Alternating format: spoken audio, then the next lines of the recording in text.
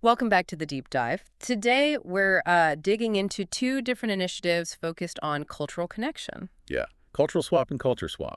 Similar names, but quite different approaches. Exactly. We've looked at their websites, Cultural Swap's about us, their features, pricing, business model. And CultureSwap's about info and their call for others to start their own swaps. Right. So the mission today is really to understand how these two platforms are trying to foster cultural learning and connection, what makes them tick.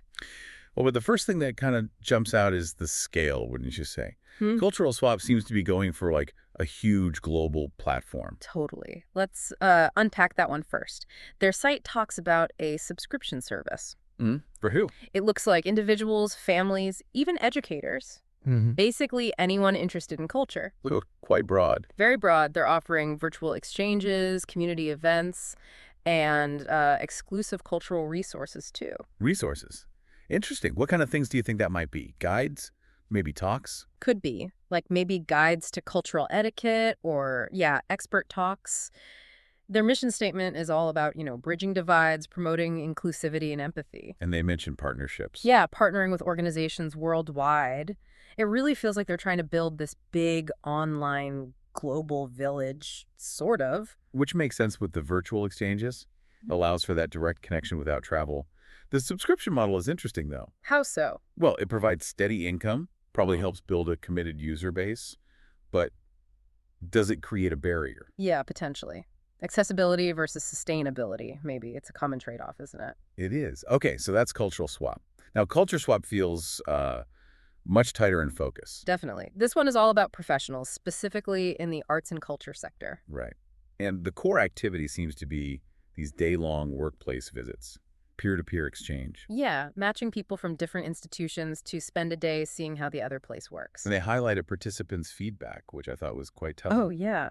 What did it say? Something about learning the real nuts and bolts budgets, workplace culture, best practices, and then actually using that knowledge to make changes back at their own organization. Wow, okay.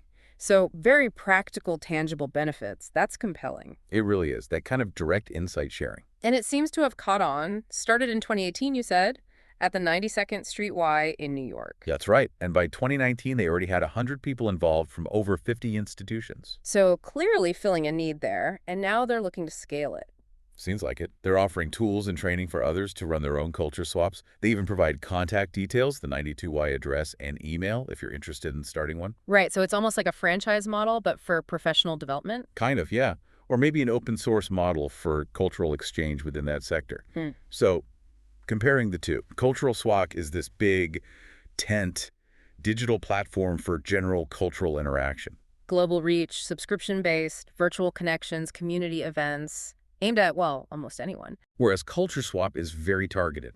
Arts and culture professionals, in-person workplace visits, focus on practical learning and sharing best practices. Started small, grew organically, and now offering a model for others to replicate within that specific field. Exactly. Different mechanisms, different audiences. But the underlying goal feels similar, doesn't it? Yeah, I think so. Both are ultimately about fostering connection, learning, understanding. Just different kinds of understanding. Cultural Swap may be more general cultural awareness, while Culture Swap is about deep professional insight within a specific sector. Okay, so wrapping this up.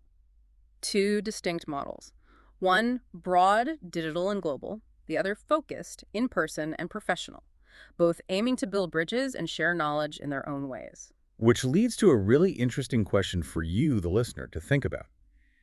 Given these two models, the broad, accessible platform versus the focused peer-to-peer exchange, what do you think works best today? Yeah, in our super connected world, what are the most impactful ways to really foster understanding and collaboration, whether it's across cultures generally or within specific professional fields?